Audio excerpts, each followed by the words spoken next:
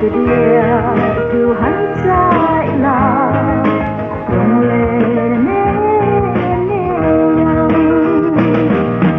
vang tiếng xưa lá qua trời âu mây lệ mây cuối xe lên vui và lên chia nhau theo khi vẫn còn nghe có tiếng vô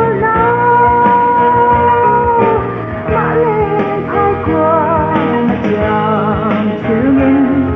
từ đắng hai lối trên cần lên đó sang khi ngày lá ruộng lệ nào lúa em đi dòng hồ mà đánh lên ta ruộng lâu